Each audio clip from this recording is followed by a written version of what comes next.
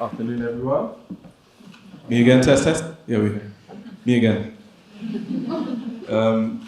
It's been a privilege to have spent this time with you.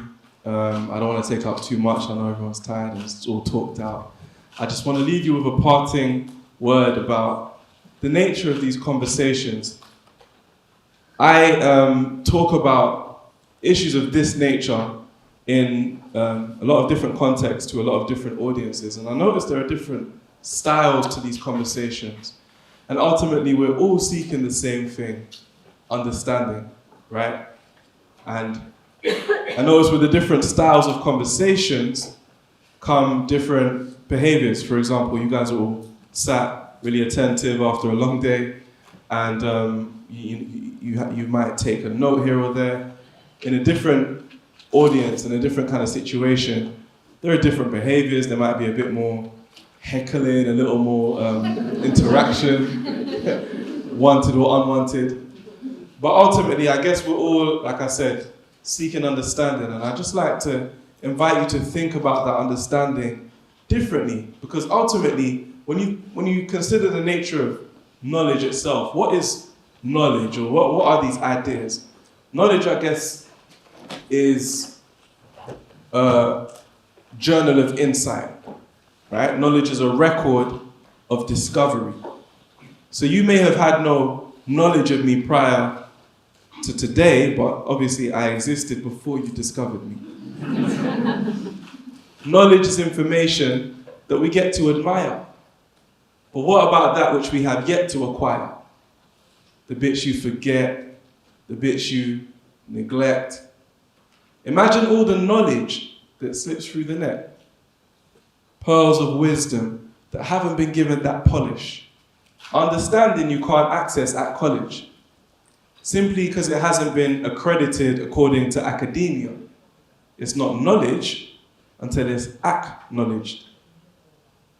I believe we have a duty to act on it, to analyze life and to extricate fact from it. When we take from the world, we don't have to subtract from it. Using what we extract from it, we can impact on it.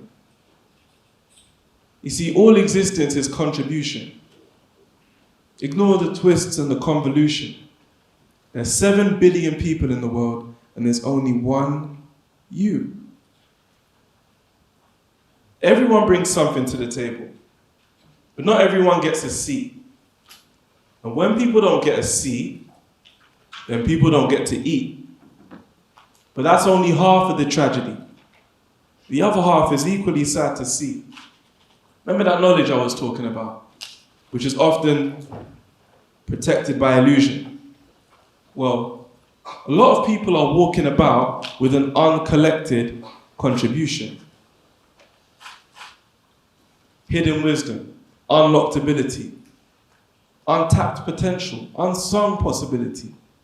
We live in a world that often celebrates our young for being more professional than clever.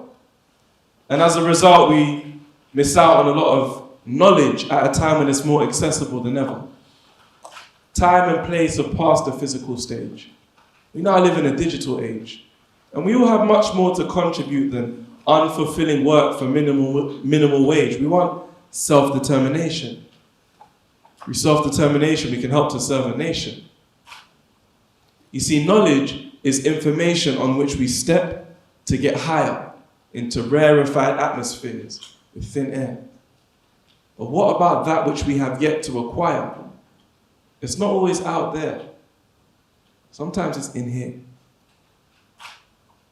So I invite you to reflect on the conversations you've had, continue the connections that you've made, and make the most of your purpose and the understanding that you glean on your journey. My name is George the Poet. It's been Business Fights Poverty 2019. Thank you very much. Enjoy the rest of the day.